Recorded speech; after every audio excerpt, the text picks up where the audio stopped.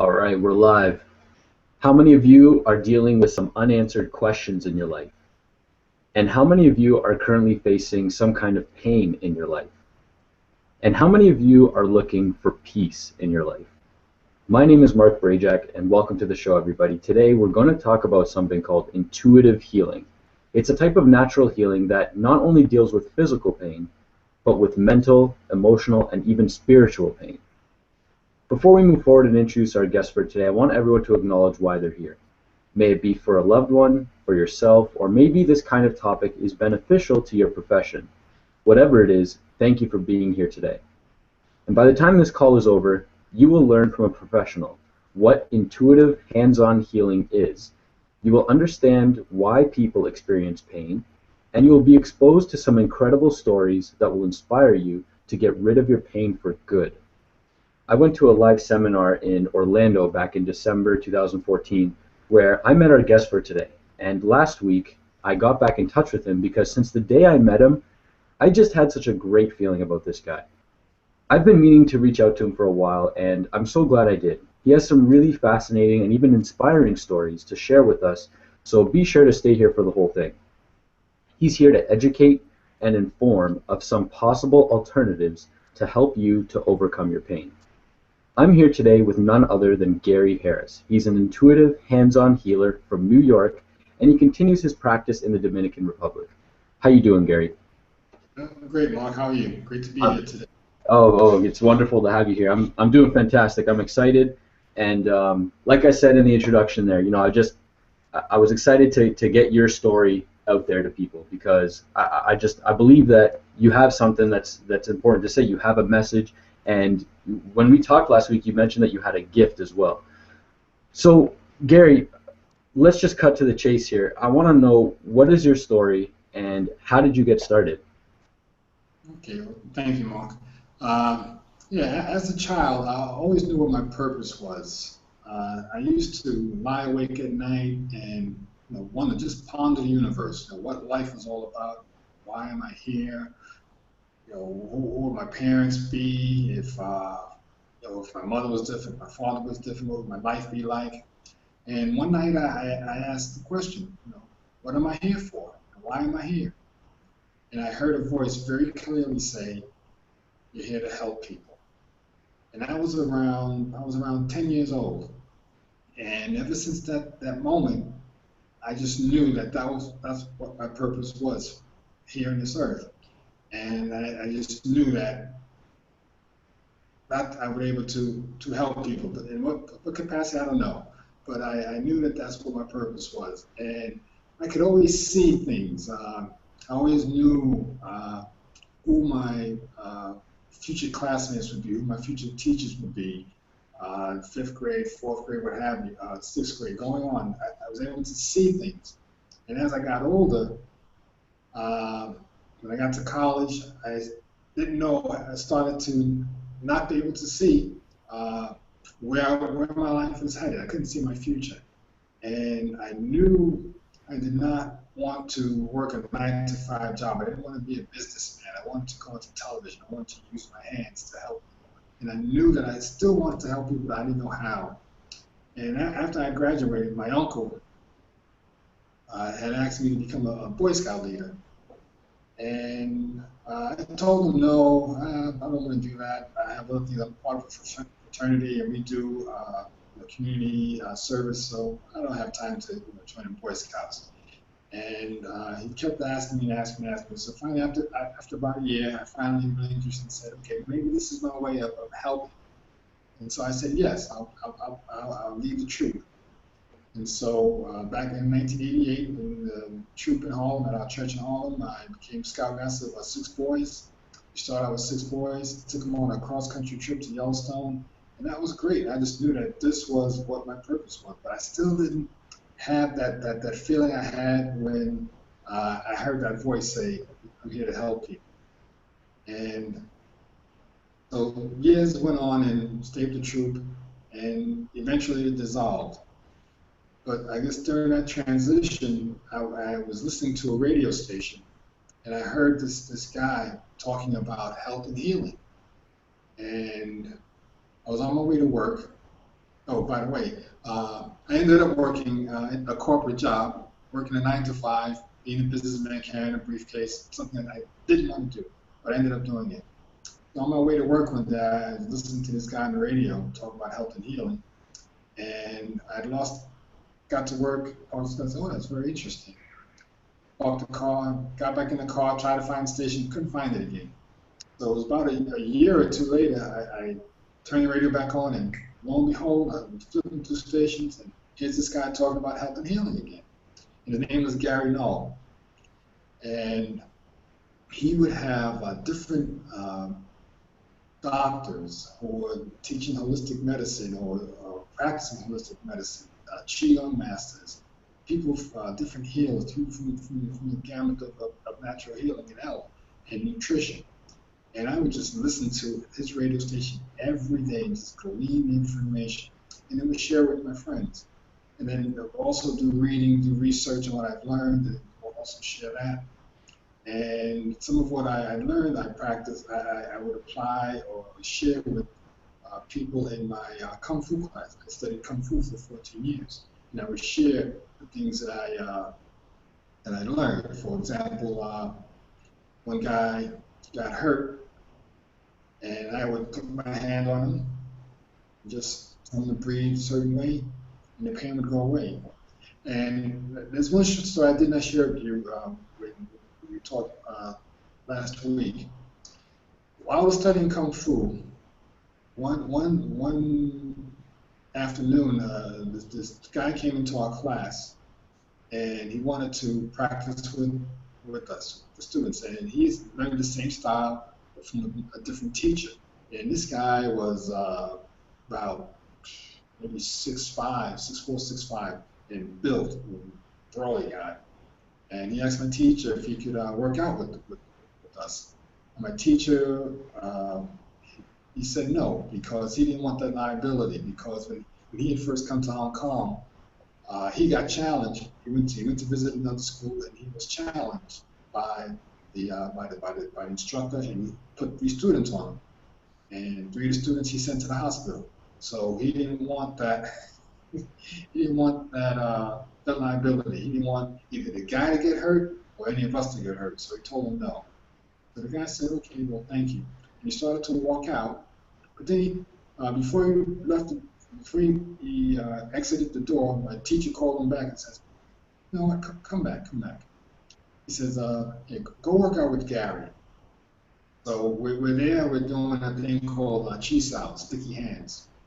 And after a few minutes, we were doing our rolling, and he does a technique, and he jerks my shoulder, and I'm in a lot of pain, and I'm angry that my teacher would put this big guy. I mean, I'm thin, and this guy was much bigger than me, much taller than I am. I was, and he hurt me. And I'm in a lot of pain, and I'm angry. And he says, "Excuse me, hold on, I'm sorry." So he comes over and he takes his finger and he presses it in my shoulder. And a few seconds later, pain goes away. I said, "Whoa!" I said, "What did you do? How did you do that?" And he says, just puts his hands up like that and says, I don't know. He didn't say anything, he just puts his hands up and smiles. And then I wanted to continue, I wanted to learn what he did. So before we started to continue our rolling, he says, "You know what?" He says, "I don't want to work out anymore." So he goes, he bows and says, "Thank you," and he leaves. He thanks my teacher and he leaves. I never seen the guy again. Never saw him again. So following Sunday, I'm in my class working with one of my classmates, and I do a technique on him, and I hurt his shoulder. I jerk him, and I hurt his shoulder. And he is in a lot of pain. He's angry that I hurt him. And I said, "Hold on, let me try something." So I take my finger, and I put it in his shoulder, and I feel a knot. And so I just start to press on it and just rotate my finger on it, and I told him just to breathe, just breathe. And within seconds, his pain goes away. And he says, and I feel a knot disappear. He says, "Gary," says, "What did you do? How did you do that?" I said, "I don't know. This guy showed this to me last week." And so that's one incident.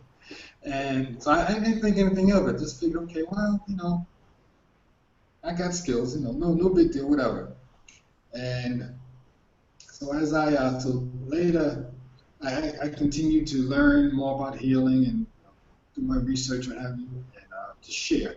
And a few years later, my kung fu teacher took his senior students to Hong Kong to meet his teacher. And my teacher had a kung fu teacher had a bad back for many years. We worked together at a Pepsi Cola, and he worked in the art department designing the labels for the cans and what have you, and very stressful job.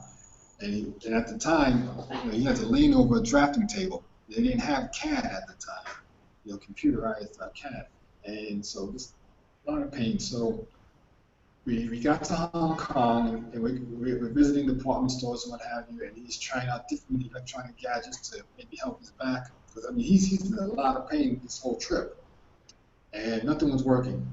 And so his best friend, his childhood friend who lived over at the time, I told him, he says, "Child," he says, "stop messing with those things. They're making it back worse." He says, "Come see Dr. Lau. He's a Qigong master, and he healed me from my car accident." His friend, my teacher's friend child, Wilfred is his name, he was in a very bad car accident. And he went to see this, was taken to this Qigong master named Dr. Lau from Laos, who healed him. And if you looked at Wilfred, you can tell that he had no pain. He looked fine. Uh, Everything was okay with him. No limping, no disfigured body, nothing. So my child and I, we shared a room together, and so he went to go see Dr. Lau, and that night when he returned, I asked him, I said, "Well, how are you feeling? How's your back?" He says, "Gary, I feel great. I haven't felt this good in a long time." So wow, I said, "What did he do? How did he help you?" So he took off his shirt. He turned around, took off his shirt, and showed me his back. His back had this large bandage covering his entire back. So he says, "Just peel it down slowly." So I start to take it down. And then I see all these black and blue marks as I'm peeling it. And I see some areas are his normal complexion, he's Chinese, and other areas are darker than others. I mean, almost as dark as my shirt. That's how dark the shirt, the bruises were. So it was like swelling. Swelling, there were bruises. More, I don't remember seeing swelling, but just a lot of bruises, a lot of black and blues, reds, burgundies, different colors. And then normal, in some areas just as normal complexion. So I said, "Do you feel good with all these bruises on your back?" I said, "How's that possible?" He says, "Gary, it was amazing." I said, "First he looked at me, he yelled at me, told me what I was doing wrong with my life, told me that I'm working too hard, that I shouldn't be practicing this kung fu that I'm practicing, and blah blah blah, and just doing too much." And so he threw me on the bed and he took the spoon and started scraping my back. And he said, "Gary, I was screaming. I was in so much pain. By the time I got up, I felt great." And I said, "Well, how's that possible? What happened?" He says, "Well, everywhere you see bruises is where there was trauma. Trauma from my life. It rose to the surface as bruises. All that trauma got stuck in my back as, it blocked the flow of chi, of energy. And it became stagnant, with stagnant blood that just lay there and caused all this pain. And so when he released it, it came to the surface as bruises." I said, "Wow." I said, "I want to meet this guy." So 2 years, he made arrangements with his friend Wilfred, and 2 days later, we went over to see Dr. Lau. And so we're sitting in Dr. Lau's apartment, and they're talking, they're speaking in Cantonese, and Dr. Lau's smoking a cigarette. I'm sitting next to me on the couch, and I'm thinking to myself, very quietly, uh, "God, he's a Qigong master, and he's smoking a cigarette." And so I thought to, say, "Okay, yeah." And next thing you know, he says to my teacher who translates to me, he says, "Just tell him that I know how to take care of my body. I can smoke, it's no problem." I started laughing. I said, how did he know what I was thinking? I said, this is crazy. So that I started putting things together from things that I researched and read about. I said, okay, this stuff is possible. And so he sat there and he looked at me and he told me about things about my family. He told me things about my life and how I hurt my shoulder when I was a child. And I was amazed. I said, wow. I said, are you kidding me? Right here, in real life, this stuff is true. Second time you met him. It's the first time I met him. First time you met him. First time I met him. And so then he didn't use a spoon on me, but he did some other techniques on me that I hurt my back from practicing kung fu, and he relieved the pain from that. So by the time I left his apartment, I said, "This is what I'm going to do. This is how I'm going to help him." And when I got back to the States, I mean, I wanted to learn from him, but because of course, the flight, and I'm working full time, I felt it wasn't in the language barrier, of course. How was it possible for me to learn from him? So I threw that out the door. And so when I got back to the States, I just started meeting. The door opened up, and I started meeting different people who were learning different healing modalities. And one of the first modalities I learned was iridology from a classmate of mine. We were learning together, and he introduced me to his teachers at the New York School of Iridology. And I learned about how the eyes reflect what's going on inside the body, the irises. And so just continue my studies from there. I learned from biomagnetics. I'll look at disease or different pathogens in the body using magnets. Uh, and just continue doing different studies. Learn from Native American healers, people who are also taught by Native Americans. Uh, and I went to Qigong class, started learning Qigong, and I learned some things from the Qigong teacher, and he would bring in different healers to teach different healing modalities, acupressure, for example. And then another teacher I met was called Peter, his name's Peter Roth, and he had Heart River Healing Center in New York City, and he helped me tune my intuition and by using my hands. And what I do is when I touch a person, I'm able to get information from them. So that's my story in a nutshell. There's a lot more to it, but that's in a nutshell. Awesome. No, that's fantastic. So I wanted to ask you, Gary, the man that showed you that told you to take down the bandage and everything and look at it. Do you remember what was the reason that he went to go and see Dr. Lau? Yeah. Well, he was in a lot of pain. He had a lot of back pain. His doctor, oh yeah, I didn't say this. His doctor had told him before the trip. He said, unless you have surgery, you'll have to take medication for the rest of your life.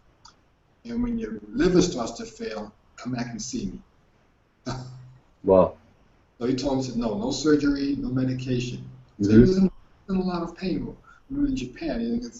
He could barely walk. That's how much pain he was in.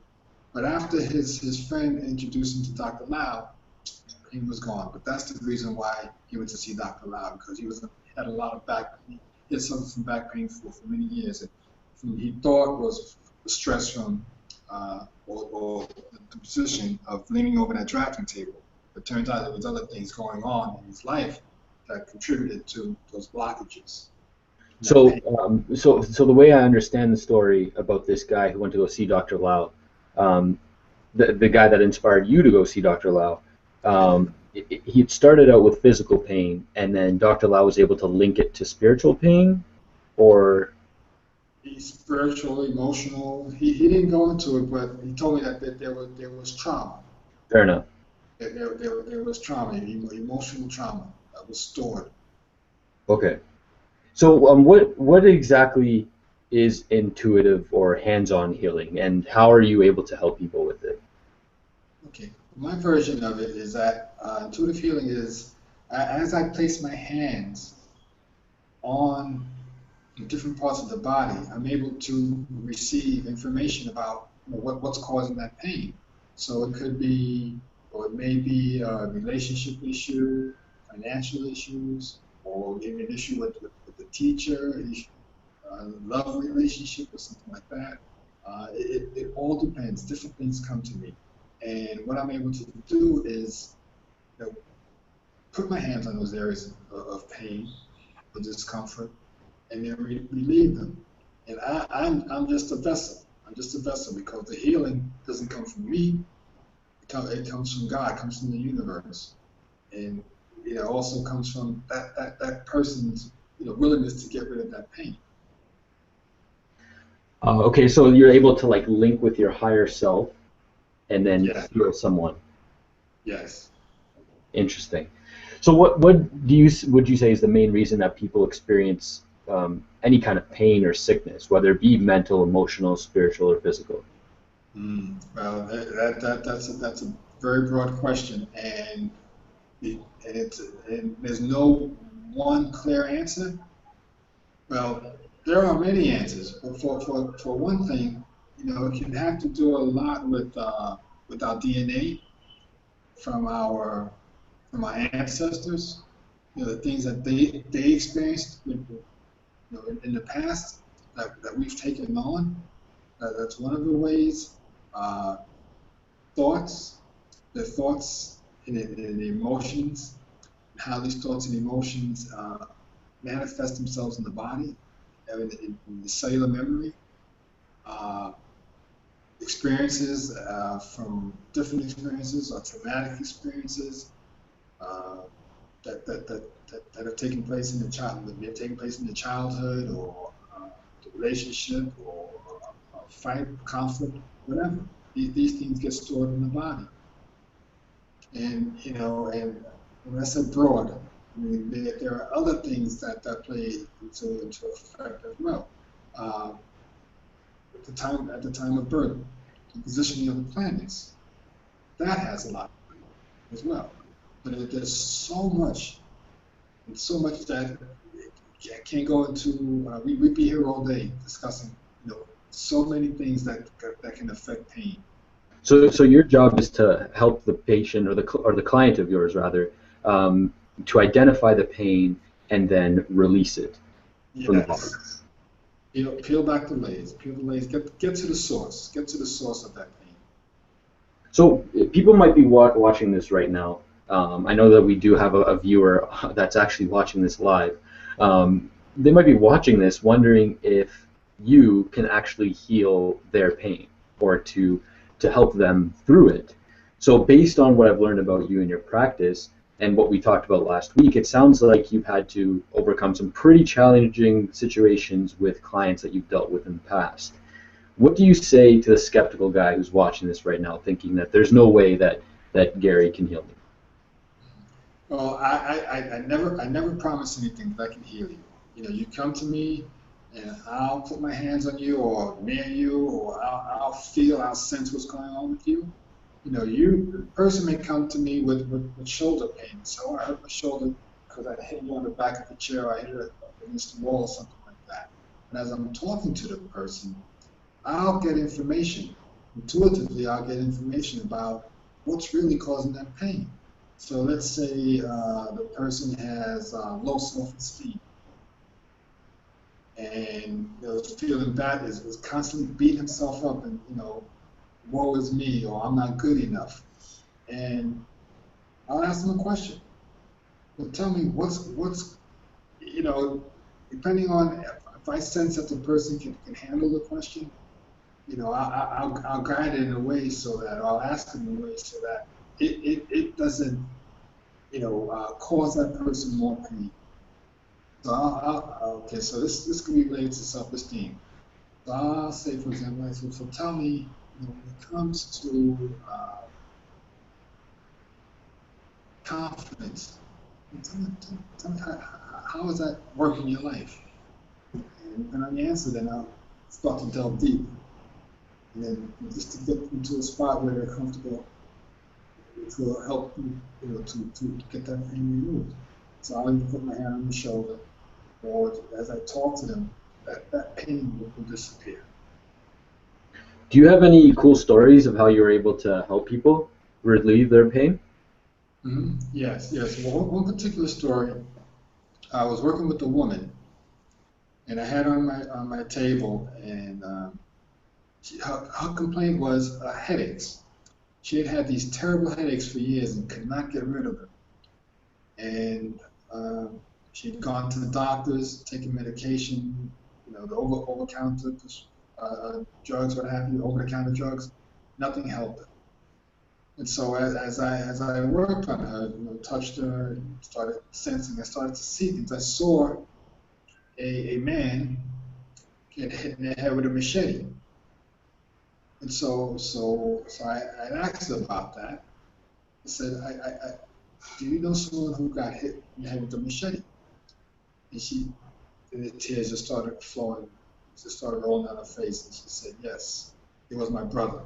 And she was Haitian, and her brother was killed by someone with a machete, the police, out in Haiti. And once the tears started flowing, I did a little work on her to relieve that pain, disappeared, it was gone.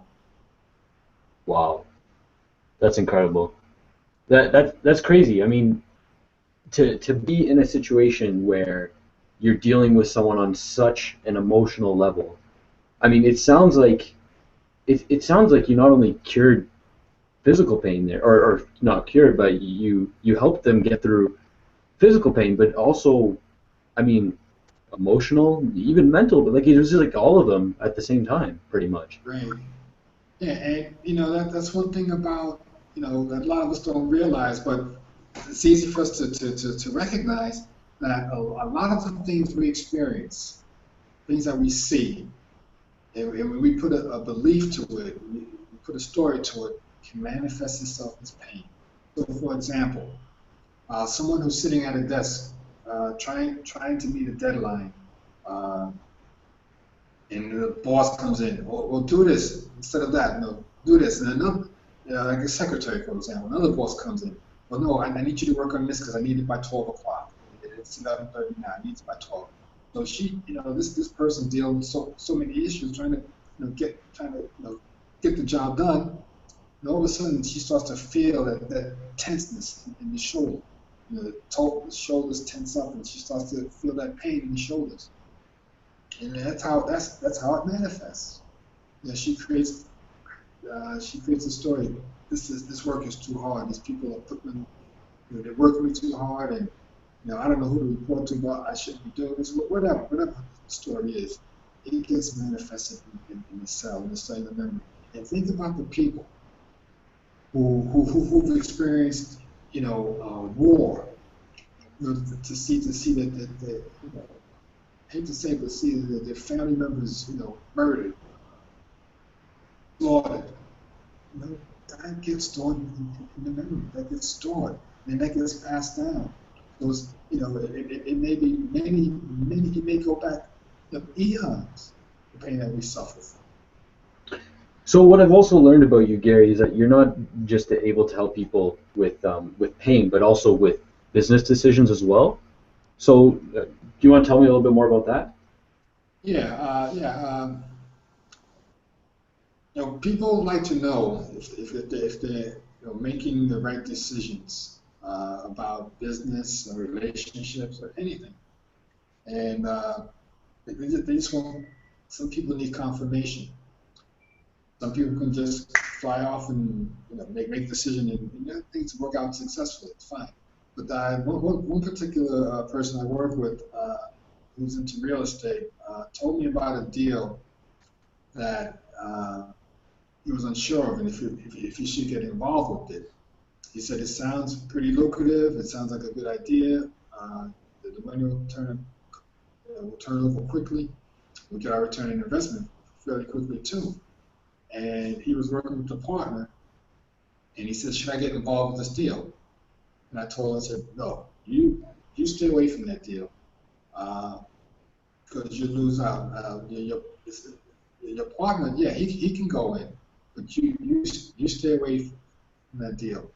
And but it's not going to work out because there's someone in that group he's going to meet with who's going to reject the deal. And he said, okay. So he told his partner, don't bother going because the deal's gonna be rejected. And told him of a particular guy in the group who dressed in a dark suit, just I saw it, felt with arrogance, and he was just going to reject the deal, give him the height and everything. Just describe the person.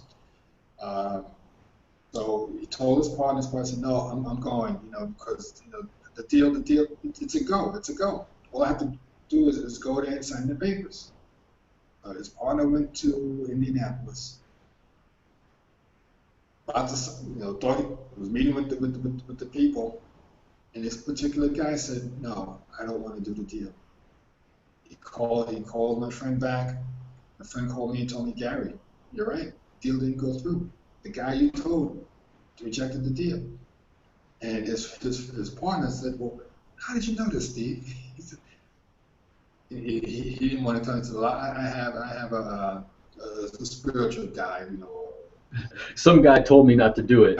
yeah, friendly guy who who I go to, for spiritual guidance. And he told me not to go through it. So deals like that, and also for my wife and I, and friends who have different business deals. I told them, this is not the time. So Gary, from your childhood, you mentioned that you were able to see who were going to be your future teachers. You mentioned the machete. I mean, that right there says a lot. And you also mentioned just now this guy with the business deal and everything. And you were able to see those things. You had, was it like a vision? And like, how are you able to see? Like, when I see, and we all have the ability. It's by I get images that come to, I guess, the third eye, it's called, and I just in the mind's eye, I see images, I see things, I get information, So, and it it's, I guess it's like a computer program. The universe is a big computer program, and to access the information, you just have to know the password, or have to know how to access the information. And then that's basically what I do is I just see, put myself in a space where I'm able to connect with that information that's out there. So it's like a gift? Well, I can say it's a gift. Everybody has the ability. I believe that everybody has the ability to do these things. Some have abilities that are I guess stronger than others, or I wouldn't say strong, definitely not better, but stronger, or able to connect on a different level than others. And so I'm able to see these things. So I would say it's a gift. It's what I was born with. I came to this world with, and that's the stamp. Okay, God said, okay, there's your stamp. You're a seer. So So especially with the guy, how you were able to help him to make the right decision in that business transaction there. It, some people might question if you're a psychic. So have you ever been called a psychic before? And how do you deal with something like that? uh, it doesn't bother me. I mean, psychic. I mean, it does have it could have a bad connotation because you get the people who uh, who draw people in just to take their money. And there are other people who are psychic who have a gift, who are able to see things, and are able to help people. So, I mean, I'm not offended by the word psychic at all. In fact, I I haven't really ever been called a psychic, but at least not in front of my face. Just kidding, no. I'm not putting any negative connotation to the word psychic. Of course, But of course. yeah, but I'm sure that people may say, "Oh, he has psychic abilities," so that's fine, that's great. I Right. mean, and when I was in college, I read a book on what's called parapsychology, and you know, they were, that's called supernatural. And to me, supernatural is this natural. It's this natural ability that we all have, psychic abilities that we all have. Do you have any experience communicating with animals? Uh, one, I mean, I don't do it on an unusual basis. I mean, dogs love me. Dogs love to play with me. I don't know, they just love me. And I don't own a dog. My daughter wants a dog, but I don't have a dog yet. But dogs love me. But when I was a child, growing up, we had a dog, and her name was Princess. And we had her from this a young teenager to a young adult, 21. Yes, maybe 10, 11 years we had her, and she had puppies. She at times she would run off, and we didn't feel like walking her. We let her run off and do her thing and come back. Do her thing. I mean, her bathroom, what have you, come back, and she would come back. And so one night she came back pregnant, and she had puppies, and we gave some other puppies away, but we kept one, a black one called Midnight.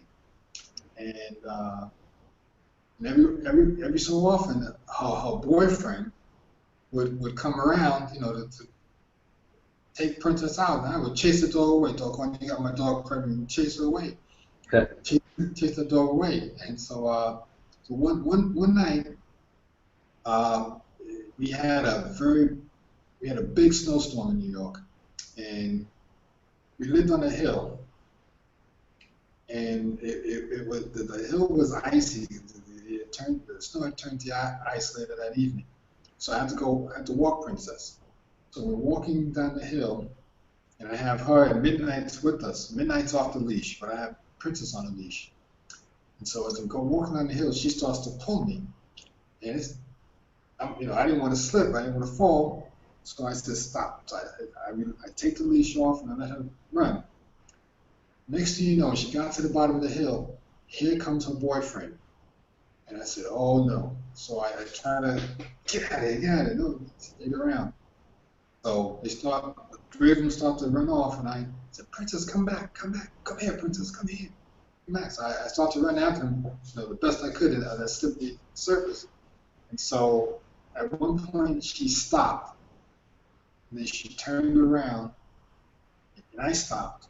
We looked at each other. We looked at each other in the eyes, and she gave me a look. She said, this is it. I'm not coming back. I'm leaving. And it was a look like, I saw in her eyes. She said, I'm not coming back. And the three of them took off. They ran. They ran down the hill. Oh my God. So I ran back to the house, got the keys to my car, and went out looking for them. Looked for about an hour. Didn't find them. Never came back. Never came back. And called the shelters. Nothing. Wow. Never.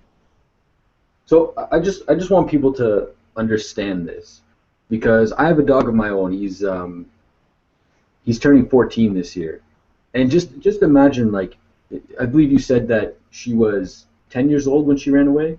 Yeah. Okay. So imagine owning a dog from birth until 10 years old. You develop such a strong bond or relationship with them, and all these 10, 11 years, they don't run away, they don't disobey you, and then one day they just decide, something's got to change, or they make a decision to leave. And when Gary is able to see some kind of communication just by looking into the dog's eyes, I really wanted you to share that with us, because so we can get you to, so viewers can understand how good you are with your own intuition. So thank you for sharing that with us, Gary. But getting back on track here, what do you say to clients of yours who want to know what the steps are to change? It will vary. It will vary. Like the first thing is that they identify the problem, right? Identify the problem, or not only the problem, yeah, the problem or things associated with the problem. They may have to eliminate certain people in their lives, certain things in their lives they'll have to get rid of or change. Uh, if it has something to do with nutrition that's affecting their health, then uh, make some lifestyle changes. Take small steps. Uh, take certain supplements or juices, certain things that eliminate alcohol, eliminate sugar from your diet, anything that can affect or exacerbate uh, any physical conditions, or mental conditions as well, emotional conditions. Everything's connected. And they all play a role in how we feel, how we act. Some people will take a drink of wine and relaxes them, makes them feel good. Others will, drink too much alcohol and makes them angry or gets them riled up. So everything's connected. Everything plays a role. But what I say to people, for the most part, is you know uh, handle your stress in a different way. Uh, talk to your son in a different way. Talk to your daughter in a different way. Or ask them a question. And also allow them, to come up with their own solution, so they can get involved with the healing. Do you okay, since you're not getting along with your boss or with your student, is that another way that you can share with them how you feel or how you feel about the relationship, how you like this relationship to work? So it all depends. It all depends. Uh, I that think it's a given that people are going to experience pain. They're going to experience challenges in their life. I mean, it's just inevitable. So whenever we're dealing with these kinds of sticky situations, what are some of your favorite affirmations to use? One that I use a lot is I am whole, I am complete, I am blessed and highly favored. Life is here to support me. I am whole and complete just as I am. I'm a magnet of love. I'm a magnet full of miracles. And that's one of the affirmations I use. I say to myself in the mirror, and I give my clients that as well. Say this in the mirror. You may not feel it at first, you may not believe it at first, but continue to say it, and you'll see your life start to change. You'll see how your being starts to change. I'm going to take that and I'm going to put it in the description box below the recording of this call so that others can take a look at that and maybe write it down, put it in their wallet or whatever they feel best. I really like that one. So, do you have any materials or other resources for people who want to learn more about this? Perhaps any CDs, books, or leaders in the industry? Oh, there's so much out there. Dr. Dwayne Dwyer, Bruce Lipton wrote the book The Biology of Belief. Talks about how things get stored in the memory. Many masters. Can't remember the name. Many lives, many masters. Talks about past lives and how did they brought back in, how we bring them into this life. Carolyn Mice or Miss, Hands of Light, uh, Vibrational Medicine for the 21st Century. And those are some of the books. Deepak Chopra, uh, Joel Osteen, believe it or not. A lot of his things. Michael Bernard Beckwith, Dr. Sue Morter. There's so many people out there that have some great tools to help us heal and they help us to look inside and to let me just plug this in because my battery's low. One moment. Yes, you can. Help us to Yeah, look inside.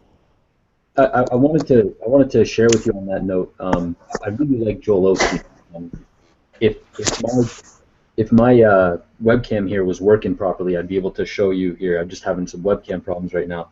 But yeah, Joel Osteen, incredible man. I've been listening to his talks every Sunday now. His 30-minute talks, they're just they're awesome. But an interesting story that I would like to share is when I finished the very last page in his book. I believe it's a prayer at the very last page of his new book that just came out. I finished the page and I had one tear in each eye when I was done reading that part in his book. It was incredible. I could just feel this sense of relief just being lifted off my shoulders. I felt so good. I felt so good.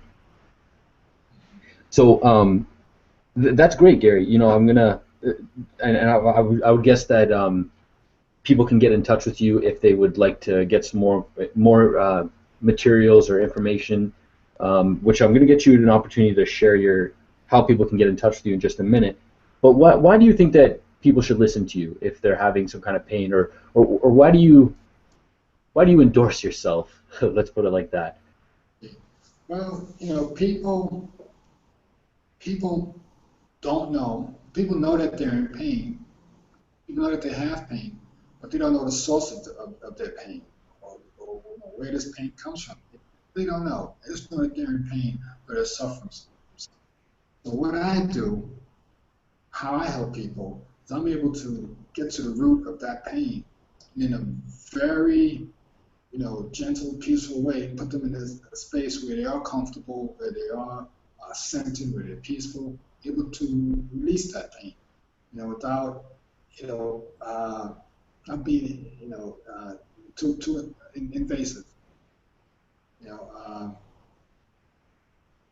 they have unanswered questions, or they keep repeating the same patterns, and not understanding where this pattern came from, or why they repeat the same behaviors. So I help them, you know, find that pattern, and if they're willing to help break that pattern.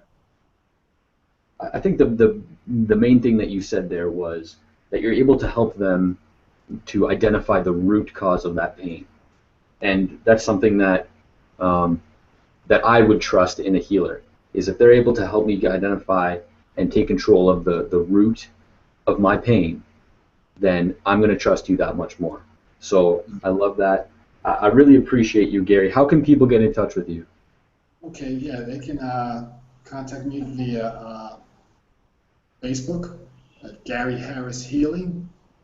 They can email me at gary@garyharrishealing.com, or I can be reached by telephone at area code 914-665-7335. And for anyone who's visiting the Dominican Republic, they can look up Luna Vital, that's Luna, capital Vital. They're located in Santiago, Dominican Republic. They can make appointments to come see me there. Fantastic. So I'm going to, just so everyone who's watching right now, I'm going to have all of that contact information in the description box below the recording of this call. Gary Harris, thank you so much for being here today. I really appreciate you. Is there anything else that you just want to leave everybody with? Oh, you know, just smile every day. Wake up with a smile. No matter what you're facing, just wake up with a smile. And have faith. Faith is the most important thing, to have faith and to give thanks for being alive, for being here, for waking up in the morning, for lying in a warm bed. And just give thanks every day. That's awesome. I love the whole idea of gratitude. It's so important to me, and I'm just glad that you've been able to embrace that as well, Gary. Gary, once again, thank you so much for being here. We really appreciate you, and yeah, have yourself a wonderful day. Thank you. You too. Thank you so much. All right, my pleasure.